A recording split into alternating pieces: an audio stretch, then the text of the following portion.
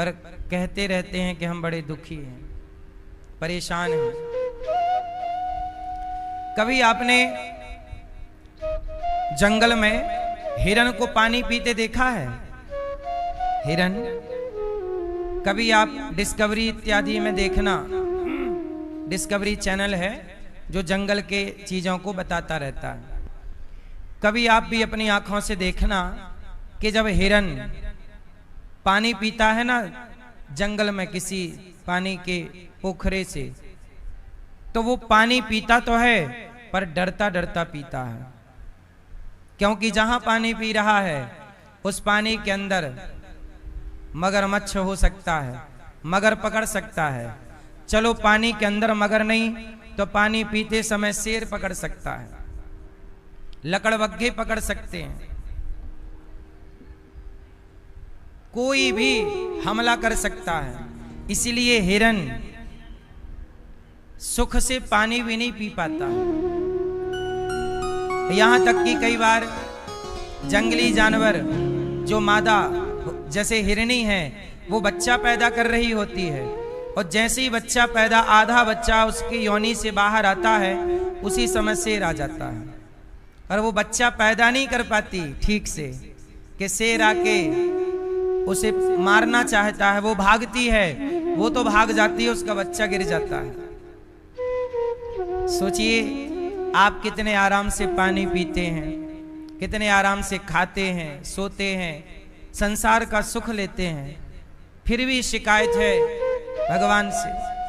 अरे जितना है, जहां हो जैसे हो, जितना आप दुखी रहने की आदत बना चुके हैं, इतना सुखी रहने की आदत बनाए होते तो आपका जीवन कुछ और होता। जितनी शिकायतें हैं, इतना धन्यवाद देने की आदत होती तो आपका जीवन कुछ और होता। आप कभी कुत्ते से देखना, बिल्ली से देखना, इन जीवों से आप कितने सुखी हैं। आपको ईश्वर ने कितनी समझ दी है, जबकि कुत्ते को भी तो भगवान ने बनाया है, बिल्ली को भी तो भगवान ने बनाया है, चिड़िया को भी भगवान ने बनाया है, और आपको भी ईश्वर ने बनाया है। लेकिन आपको ईश्वर ने जितनी बुद्धि दी इतनी किसी को नहीं दी।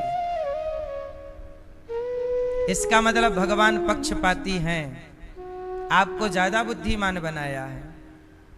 कुत्ते को इतना बुद्धिमान नहीं बनाया, चिड़िया को इतना बुद्धिमान नहीं बनाया जितना बुद्धिमान आपको बनाया। इसका मतलब ईश्वर क्या है? पक्षधर। इसलिए भगवान मोर पक्ष लगाते हैं, मोर पंख, इसलिए भगवान का नाम है पक्षधर। भगवान पक्षपाती हैं, आप लोगों का पक्ष लिया है। 84 लाख योनियों से निकाल निकाल कर आपको मानव का चोला दिया है, और आप हैं कि यहां मनुष्य बन के बस रो रहे हैं। आपको जीना नहीं आ रहा है, शिकायत पे शिकायत, शिकायत पे शिकायत, इससे उससे ये शिकायत, काहे की इतनी शिकायत है? शिकायतों भरा जीवन नहीं, ईश्वर का शुक्रिया अदा कीजिए, धन्यवाद दीजिए।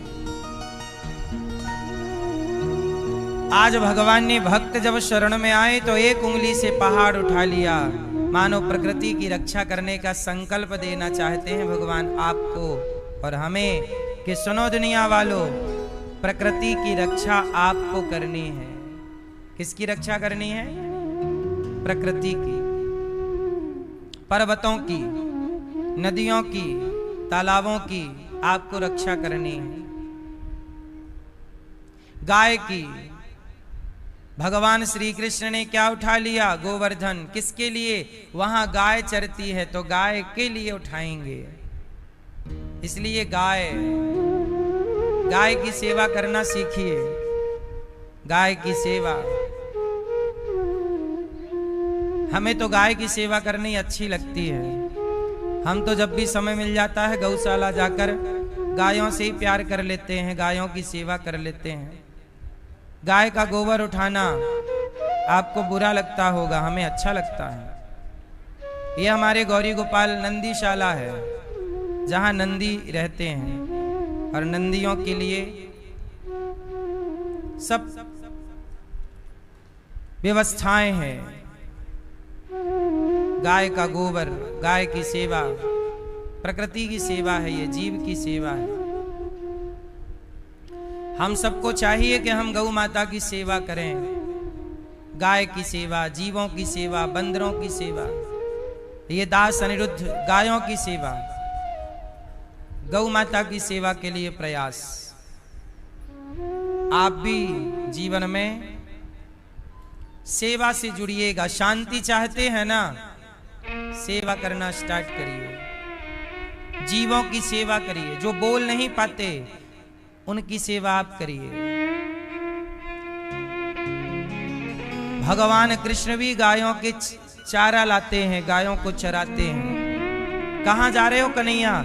गैया चराने जा रहे हैं। पहाड़ किसके लिए उठा रहे हो? गाय चरती है।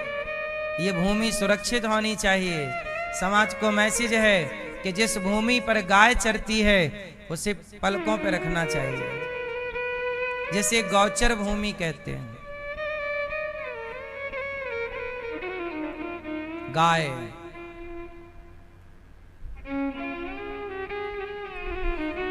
आज का व्यक्ति, आज का इंसान कलयुग के प्रभाव से बड़ा क्रूर हो गया है। क्या हो गया है? क्या हो गया है? क्रूर। क्रूर मतलब देखो ना, मछली पानी में कितनी सुखी रहती है, और मछली खाने वाला मछली को पानी से अलग कर देता है। बेचारी छोटा सा मुंह है, खोलती बंद करती, तड़पती है, कुछ कह पाती शायद आपसे, तो मछली कहती कि भैया हमने क्या बिगाड़ा है आपका। शायद मछली आपसे कुछ कह पाती तो मछली कहती कि हमने क्या बिगाड़ा है, हमें सांस नहीं आ रही है, हमें पानी में डाल दो वरना हम मर जाएंगी, सांस रुक गई हमारी। मछली को पानी से निकालते हो ना तो मछली की सांस रुक जाती है। वो क्यों छटपटाती है? जैसे कोरोना काल में आपके अपने तड़पे ऑक्सीजन के लिए, ऐसे मछली रोज तड़पती है मांसाहारियों के कारण। वो सांस लेने को तड़पती है, पर आप निर्दयी हैं। मछली खाएंगे, दाल चावल सब्जी रोटी नहीं खाएंगे, मछली खाएंगे। बादाम काजू नहीं खाएंगे, मछली खाएंगे। हत्या करना है जीवों की, क्यों? दया समाप्त हो गई है, कलयुग है। भगवान कृष्ण कैसे हैं? गाय पर दया, चिड़िया पर दया। हमारे सनातन में देखो दया कितनी है। अच्छा ये बताओ, भगवान गणेश जी का वाहन क्या है? जोर से, चूहा। मतलब हमारे यहाँ चूहे का भी सम्मान है, जबकि सबसे ज्यादा नुकसान चूहा करता है। सबसे ज्यादा नुकसान चूहा करता है। कपड़े काट देता है, पुस्तक काट देता है, कहीं भी घुस जाता है। लेकिन उस चूहे का भी सम्मान हमारे यहाँ मंदिर में है कि नहीं? हम लोग भी चूहे की पूजा कर लेते हैं गणेश जी के साथ। बैल, नंदी, शंकर जी का वाहन नंदी, दुर्गा जी का वाहन, भगवान नारायण का वाहन पक्षी गरुण, कार्तिकेय जी का वाहन मोर। मतलब हमारे भगवान, हमारे देवता किसी ना किसी जीव पर या पक्षी पर बैठे हैं, ये मैसेज देने के लिए कि भगवान की पूजा करो तो साथ में जीवों की भी सेवा और सम्मान करते रहिएगा। हर जीव का सम्मान कहीं है तो केवल सनातन में। सबसे जहरीला है सांप, लेकिन हमारे यहां शंकर जी के गले में सांप है, विषधर।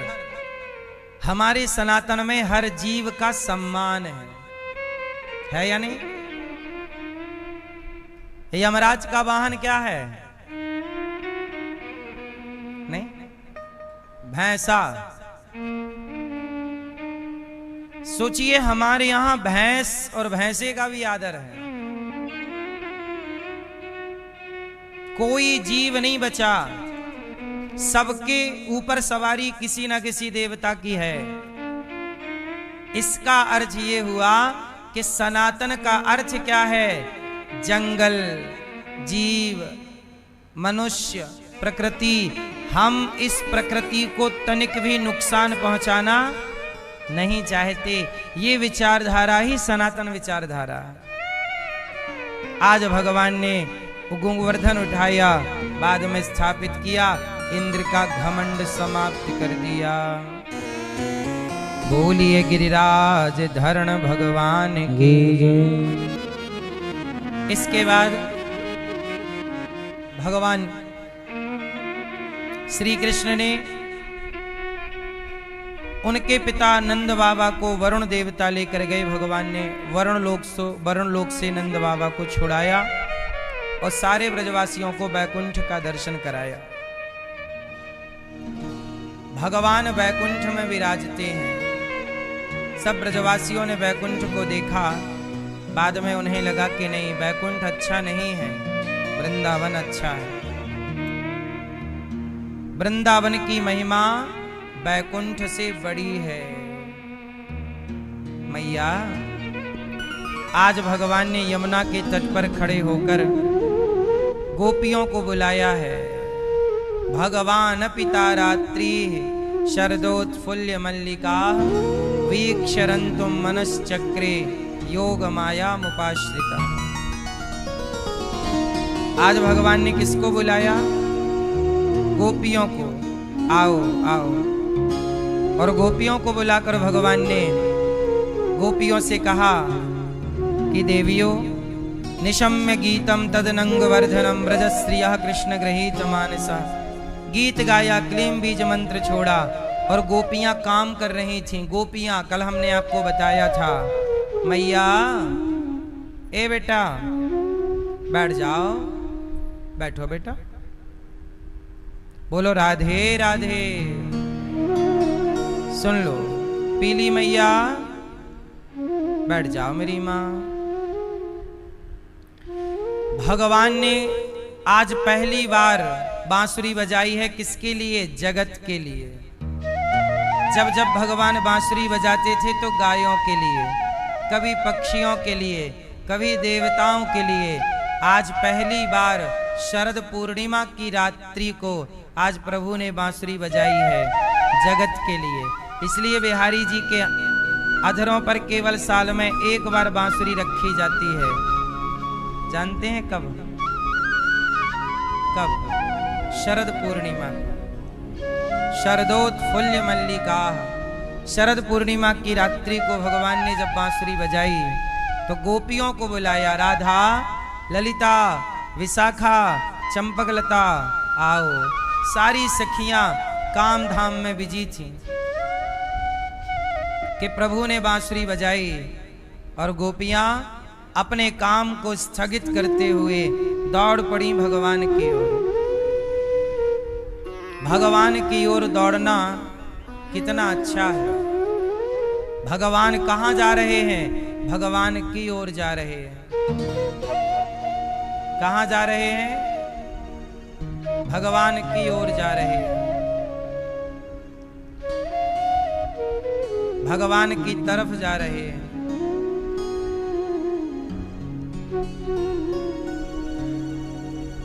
जो भगवान की तरफ जाता है ना, जिनकी आस्था थी, श्रद्धा थी, तो एक संत थे रामदास जी।